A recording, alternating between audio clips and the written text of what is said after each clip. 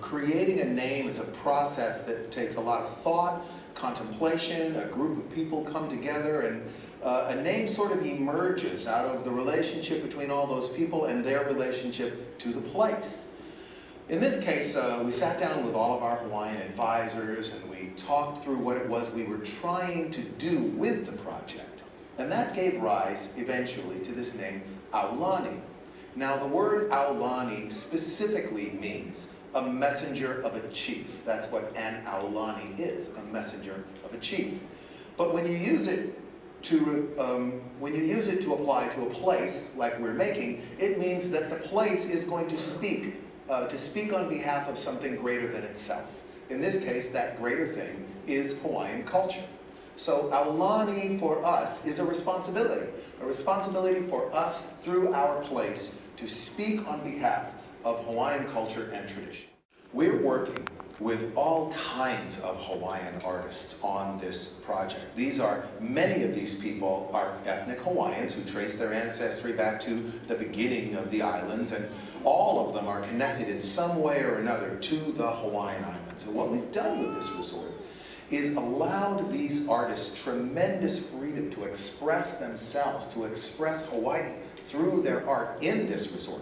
And the result of that is an incredible art program at this resort, ranging from some artists whose work is completely modern and abstract, all the way to others artists whose work is very detailed and very traditional.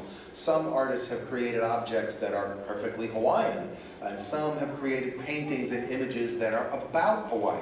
But as you wander through this resort, you're surrounded by real artwork that belongs in an art gallery, really nice art. And that's something that gives this resort a rich flavor and a lot of truth. I mean, these artists have been allowed to speak what they mean to say about Hawaiian culture through their art, and that's kind of cool. Not all the artists who are working on the program are established artists, although we do have some of the most prominent artists in Hawaii working on this resort. But we're also involving children, both local children from local schools and children from all around the state. So there's a couple different places where that shows up. There's a mural, kind of a collage behind the check-in desk, which is like the rainbow colors of Hawaii.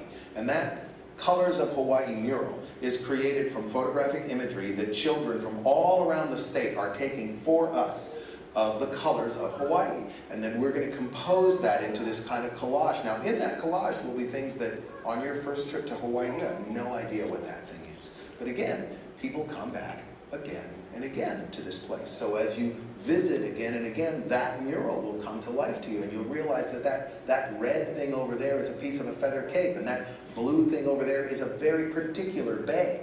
And I think that's kind of neat. Both that the kids get to be involved in creating an image, and that image will speak to you, that you will absorb something from it as you come and go from the resort. This big rock outcropping of volcanic stone that rises up out of the landscape right at the edge of the property. You know, when lava gets near the shore, the ocean water cools it off and it crunches into itself and folds up and creates all these fantastic shapes. And that's what you'll think you're looking at. And there's slides coming out of it, and there's caves inside of it, and waterfalls. It's really, really cool. It also appears to really, really be the local volcanic stone of that part of the coast of Oahu. But there's more to it than that. There's a whole sort of Hawaiian cultural idea that the world reveals things to you, that if you look more closely at things, you will see other things, you'll see more. And so worked into the stone very subtly are images of mostly animals that are culturally important to Hawaiian myth and legend and tradition. And they're not very obvious. They're not at all like the carved animals, say, on the Tree of Life at Animal Kingdom, but rather sort of the thing that you might have to be standing there at noon, and when the sun's at the right angle, all of a sudden there's a school of dolphins, and then 2 hours later it's gone. Or if you stand over here and just look straight down that way, it looks like whales swimming through the ocean, and then there's like a blowhole that is the whale's spout. So you'll be able to find these images by looking closely, which is kind of what Hawaiian culture wants you to do. We know, of course, that Disney Vacation Club members come back again and again.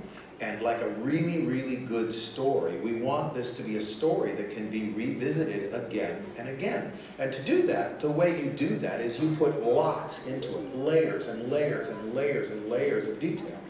Some of that detail will be easy to see, and you'll see it on the first trip. Some of it, you might have to learn something about Hawaiian culture in order to see, and then you would see it. Some of it, you might have to be there at the right time of year in order to see, and then you'll see it. So there's reasons to come back again and again and again as the place unfolds in front of you, and you see more and enrich your experience of the resort more and more by learning more and more about what there is to see. Menehune. Menehune are like little people, a little bit like leprechauns or something like that, but very specific to Hawaii. And some of the legends suggest that the Menehune were a real people who lived in the Hawaiian Islands before the current Hawaiians got there and then retreated into the forest. But in any case, the way the legend unfolds, there are these little people who live in the forest, and they come out at night and they work, they do stuff, they're busy, they build things. And then when the sun comes up, they stop and they go away. And so all around the islands are Menehune bridges and Menehune ponds and Menehune walls that tie to this legend. So what we wanted to do was to take this idea and attach it to something really historical. So we went back to these very, very, very old stone carvings that come from before the Hawaiians and come from a distant part of the Hawaiian Islands. And we used those as our inspiration for our Menehune. And then we have this sort of Menehune hidden all over the resort, but especially in places where children would find them.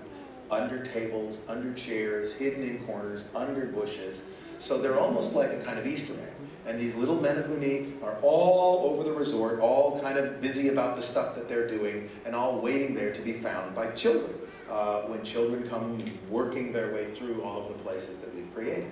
Hawaiian culture is a culture of beautiful, beautiful wood and beautifully delicate textiles. And there's a way in which it can feel very classy, very refined. But we want this to be a room for a family. And so we've taken that feeling of elegance and refinement and softened it down with some aging and some patina so that those rooms have this very comfortable lived-in quality. On top of that, almost everything in the room is inspired by Hawaiian culture. The lighting fixtures and the shapes of them, the patterns in the fabric, the shapes of the furniture itself are inspired by our research into the forms and the textures and the patterns that make up Hawaiian culture. So you're actually surrounded by a bunch of inspired messages about Hawaii, including the art that's on the walls, that as your visits increase, as you come and go from these places, as a family will that's a DVC member, you'll slowly realize, hey, that thing is like that thing that we saw over there. This is like that place that we were. And so your room will come to life for you as you come back again and again and learn more and more about what the islands are all about.